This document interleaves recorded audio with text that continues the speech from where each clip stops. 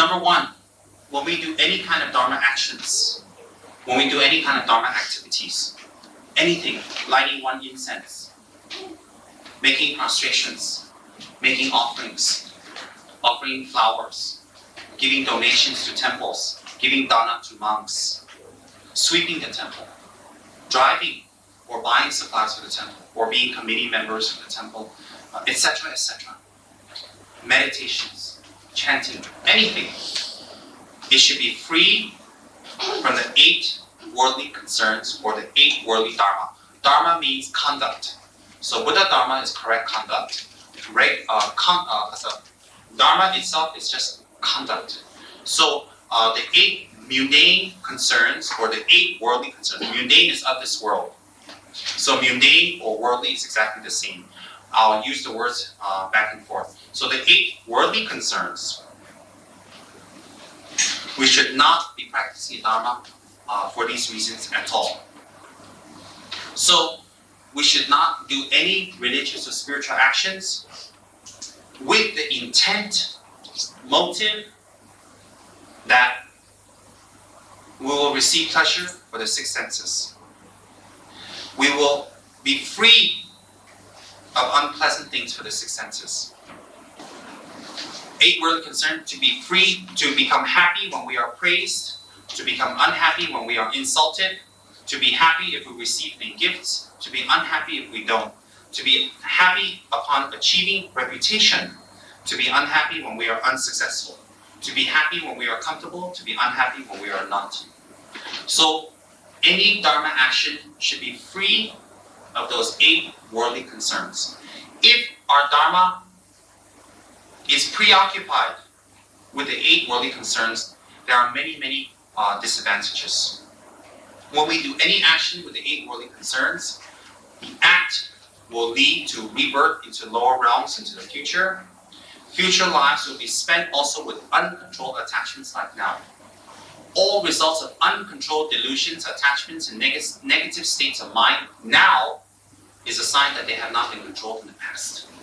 So if it was not controlled in the past, definitely the result is that we have not gotten it under control at this time. If it is not gotten under control at this time, then it can only get worse, not better. So future lives will be also spent with uncontrolled attachments. One cannot ever enter the Mahayana path. One cannot reach liberation. So if you do any Dharma actions with the 8 worldly concerns, any practices that you do, you will not gain liberation. One will constantly experience hindrances into one's meditational practices. Hindrances of laziness, sleepiness, procrastination, doubt, instability, and that's the inner. The outer one is financial problems, time constrictions, responsibilities, etc., etc. So when we practice Dharma in a way that the motive is not free of the 8 worldly concerns, then the result, of course, will not be positive. And while we're practicing, we'll experience many inner and outer obstacles. And there will be no fruitioning of our practice except we plant seeds for future lives. The practice becomes only a service to the 8 worldly concerns. So what happens is that when you practice the Dharma with any of the 8 worldly concerns, what happens is that it actually feeds the 8 worldly concerns. So how is that? When you practice the Dharma so that you will be praised, the point of practicing the Dharma is not to be praised, not to be recognized. The point of practicing the Dharma is to reach liberation. So if you help a Dharma center, or you work in a Dharma center, or you do meditations, or you meditate wonderfully when people are around, when no one's around, you pick your teeth, then definitely you're not practicing the Dharma with a correct motive. So when our friends are around, when we gather around, we raise our eyebrows, the whites of our eyes are there, we have great meditation experiences, we see lights, our hairs go up, and our tears come down. The minute our friends disappear, we go out for a coffee break. So I think we're practicing Dharma for praise. So if you're practicing Dharma for praise, the very practice of Dharma leads to wanting more praise, increasing the big ego, therefore leading you to the 3 lower realms. You may think, hey, how can practicing the Dharma lead us to the 3 lower realms? Practicing the Dharma doesn't lead you to the 3 lower realms. Your negative intent before the action leads you to the 3 lower realms. You can sweep out an old folks' home with a good motivation. May this act benefit others. That act will lead you to Buddhahood. You can sit in front of Tsongkhapa and meditate for 5 hours and meditate on the US dollar and meditate your economy moves up and that you can get some wealth faith, some wealth mantra, some wealth puja, and that you'll definitely cancel everything to make it on Sunday for the wealth prayers. Then if you meditate for 5 hours in front of Tsongkhapa, you're meditating for material gain. Meditation doesn't mean fulfillment of your worldly wishes, worldly concerns. Meditation and practice is for enlightenment. So therefore, when we do practice for the reason of getting praise, how can we label that Dharma practice? That is definitely not Dharma practice. In fact, that very act, that very motive makes the act result in fruitioning of more negative karma. So in fact, when we start practicing Dharma, instead of our wish to get praise decreasing, it increases. The more we go to a Dharma talk, the more we know, the more empowerments, the more teachings, the more knowledgeable, the more scholarly we become, the more advanced we do it, the more we can chant, the more we can teach, the bigger our ego, the bigger our pride, the bigger our arrogance. Everything becomes bigger. And the whole point of learning Dharma is to decrease those points and, in fact, to annihilate or destroy those points. So when you go to Dharma or you practice Dharma with the wrong motive from the beginning, it is not the Dharma teacher, or the Dharma environment that is at fault. It could be your ignorance at fault, or it could be that you know it and you have not applied the antidotes hard enough. It is definitely not the Dharma. I always use the example that if you do not know how to drive a car and the car has a slight accident, it's not the fault of the car, but it's the driver. So if you do not get results from your Dharma practice, it's definitely not the Dharma. It's not definitely the Dharma teachers, it's definitely not the Dharma itself. It's not the center, it's not the Dharma students, it's you yourself. Because if it had no results, our altar should be empty. There should be no enlightened beings there. So we should be prostrating to empty things. And there would be no living enlightened masters today like His Holiness the Dalai Lama, His Holiness the Great Karmapa, His Holiness the Sakya Chinsen, His Holiness the Dingo Khyentse Rinpoche, His Holiness the Great Ganden Rinpoche. There would not be any enlightened masters around. Like my master, His Eminence the Great Khyentse Rinpoche, there would not be around. But there are living beings around that are enlightened and highly realized and extremely beneficial for others. Even the great Chinese Mahayana master, the nun Reverend Chen Yin in China. Definitely she's advanced in her practice. She's doing a lot more than I can ever do. So she must be advanced in her practice to be able to do that. So there are living examples around us of people who are practicing and practicing correctly. Therefore, how come we are not getting those results? We must ask, point the finger back here, not at the Buddhas, the Dharmas, the temple. Oh, I couldn't listen well because it was so hot and I was sweating. It's not my fault. Or at the Dharma teacher, or at the Dharma texts, or the Sangha. We must go back to the source. If the Dharma or the Dharma teacher or the Buddhas were at fault, as I said, the altar should be empty. But since there are living representations of the result of correct Dharma practice, the Dharma must be correct and we ourselves must be at fault. But we shouldn't be despondent or depressed. If we are at fault, the fault is impermanent.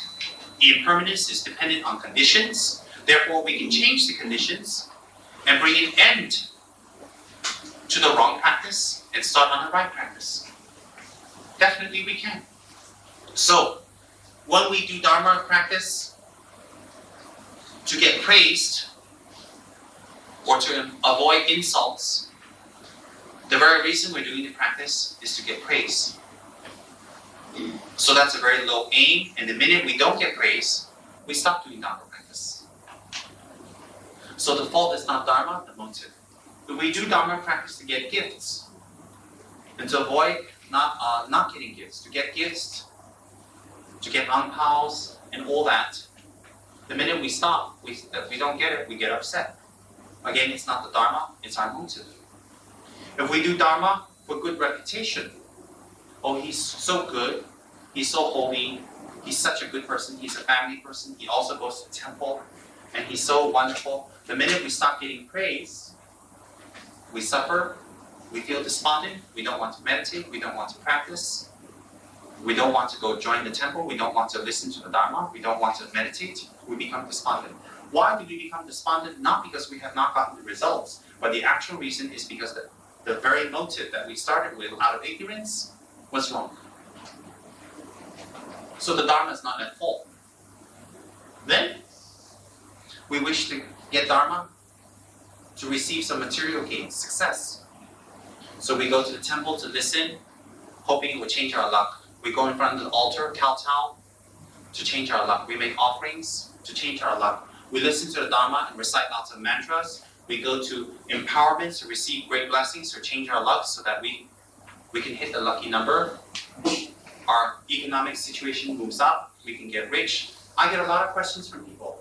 I've been chanting and praying, how come my business is not moving up? Because the very reason you're chanting and praying is not for your business to move up.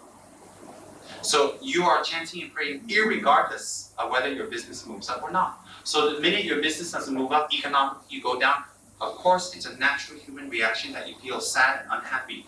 But that's when you should actually increase your Dharma practice, increase your Dharma energy.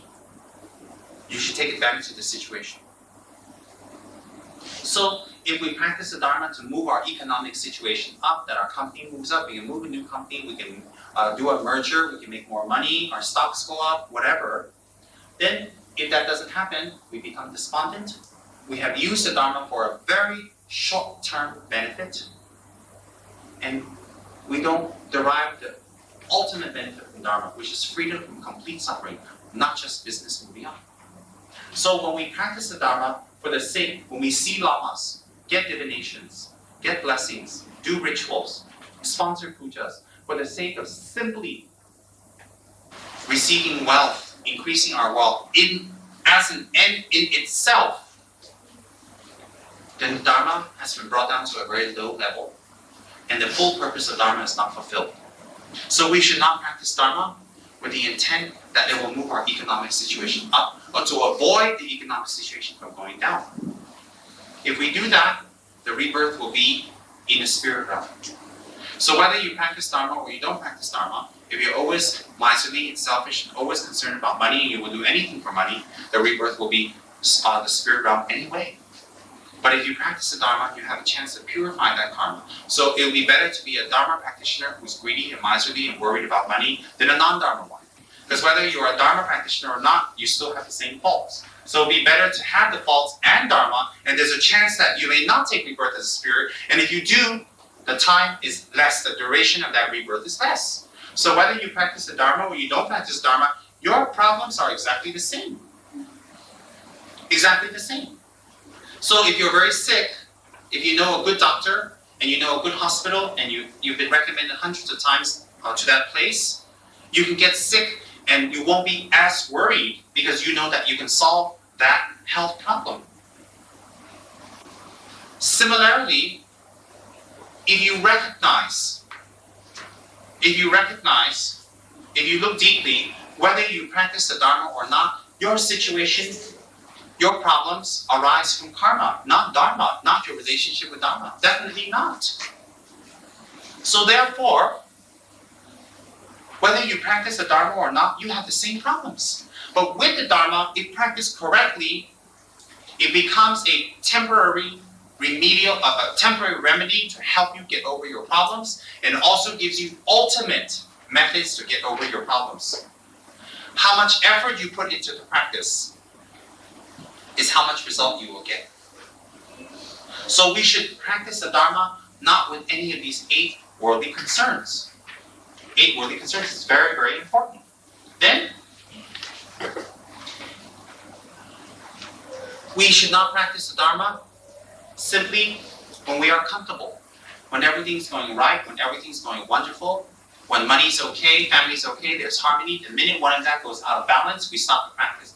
Because if we're going to stop the practice because of that, we might as well not even begin, because definitely those things will happen. Why? We are in samsara, we have been in samsara for hundreds and hundreds and thousands of lifetimes, and definitely we have created the karmic causes and dispositions for disharmony, for financial problems, for difficulties to arise.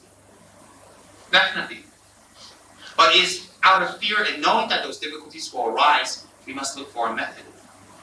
What more secure method than to destroy the fruition, the roots of those karma before they fruition by Dharma practice? So if we practice the Dharma sincerely, we will definitely get the results. And first step is motivation. And our motivation should be upon the guidelines of the 8 worldly concerns. So our motivation should be free of those 8 worldly concerns from the very start. From the very start. But don't be even more despondent thinking, well, what about the offerings I've done?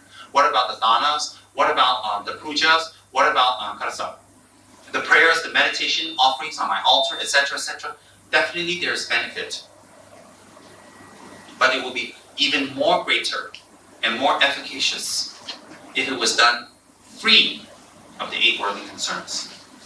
Antidotes to free yourself from the 8 worldly concerns. And the 8 worldly concerns are basic guidelines for us to follow, to reshape and recondition our conditioning. Guidelines, not restrictions. Some of us think, oh, Dharma is so complicated, there's so many restrictions, there's so many minute details. Yes, there is, because we're complicated. We're full of minute details. So the Dharma is an antidote to this. Definitely, the antidote will match the problem. So I've always given an example before that. When we first go to school, examination, requirements, points that we need, getting there on time, doing our homework, etc., etc., years and years and years of constriction and requirements. And that's quite difficult. But when we finish school, the actual regimentation, requirements, and the regulations that we follow lead to freedom. What freedom? When you get your degree, you do any job you want, you pick what you want to do. Same as in Dharma. It's like school.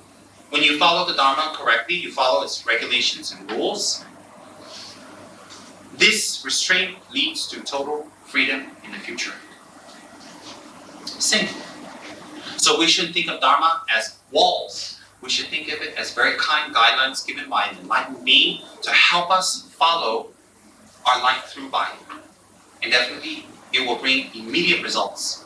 Definitely, it will bring immediate results. But the motive must be correct. Antidotes. If one follows the 8 worldly concerns, one is no better than an animal.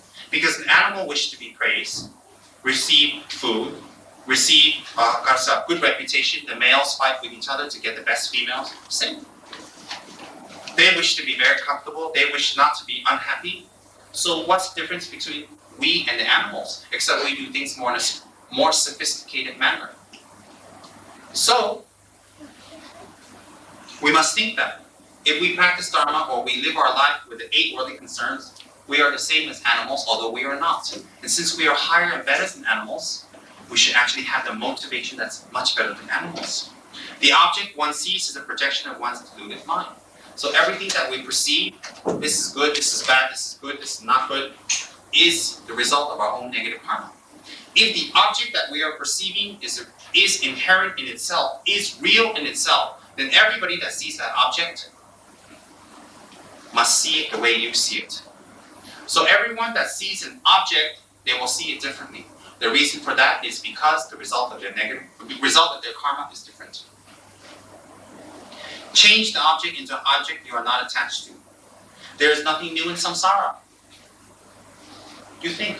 You hang around here, there's nothing new. All the food that you have eaten, you want to eat, you've eaten. All the clothes that you like to wear, you've worn. All the cars you've driven, you've been around. Everywhere. You've done everything. You've slept, you've eaten, you've taken all types of medications, you've gone to all types of entertainments, you've tried all kinds of things. There's nothing new in samsara. You've done this for lifetimes and lifetimes, and when you die, you'll be doing it for more and more and more lifetime. There's nothing new in samsara. There's nothing exciting to hang around for. There's nothing exciting to be attached to. Everything is the same. So wouldn't it behoove us to actually practice Dharma free of the 8 worldly concerns, to become a Buddha to benefit others? Wouldn't that be a breath of fresh air? Then, if we do things on the basis of the 8 worldly concerns, we will not have true happiness. In fact, we will have more suffering, whether we practice the Dharma or not. Sufferings come about by wrong actions come about by wrong motive. So, whether you do the wrong motive and wrong actions through the Dharma or not, does not matter. It does not matter. So whether you practice the Dharma or not, if you have the 8 worldly concerns and your motive is always wrong, you will have negative results. At least with Dharma, there's a 50% chance.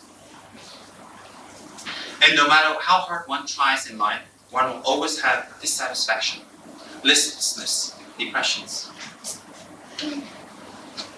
Because the motive is the same, the method is always the same, and again, there's nothing new in samsara. So it gives you dissatisfaction, listlessness, a feeling of despondency at times. And then you must realize that everything is impermanent by nature. No choice, nothing lasts. What's the definition of impermanence? The definition of impermanence is any phenomenon or any item or any object or any thing. Any phenomenon is any object, thing, place, people, whatever. Any phenomenon. The impermanence means, the definition is any phenomenon that is dependent on another phenomenon or dependent on other causes for its existence. Any phenomenon that is dependent on other causes or other phenomenons for its existence. So therefore, people who are attached to praise, and if their happiness arises from praise, the happiness is diluted. Because praise is dependent on a lot of things. It's dependent on our actions, it's dependent on the stability of our actions, and it's dependent on having the stability of our actions and then actually getting the praise and having the people around to praise you. And when you don't get it, you become unhappy. So praise is impermanent. It's not lasting. So if we depend on happiness from praise, we will definitely experience unhappiness again and again and again and again. So therefore, in the beginning, correct motivation is very important. In the middle, correct motivation is very important. And in the end, correct motivation is very important. When motivation is correct, there will be wonderful, positive, lasting results. There's definitely an end. On that logical basis I've just established, with your intelligent, educated minds, with your intelligence and your educated minds, I've established the fact that suffering can come to an end. Do you want it to come to an end? It is in your hands. So, we should have the motive to practice the Dharma, to go to a temple, see our gurus, enthusiastically, with perseverance, with great patience, with great love, with great understanding of the great value that can arise from there, by being free from the 8 worldly concerns, the 8 wrong motives, which is a guideline for developing our motivation. And the wrong motivation is also impermanent. It's dependent on causes. The cause is ignorance. Once you have been given wisdom and knowledge, ignorance is cut. When ignorance is cut, the very foundation for wrong motive is cut. So, what's left? Positive motive. It itself is impermanent. Therefore, we should be free we should not have the motivation to do any action, especially Dharma action, to get praise, to avoid insult, to receive gifts, to be unhappy if we don't, to avoid bad reputation, to try to get good reputation, to try to receive comfort, and try to avoid comfort. It should be free of this. The motive should be enlightenment, freedom from suffering for everyone. I will get into that more tomorrow about how to develop that compassion, step by step by step. I will get into that, and it's crucial. It's very important.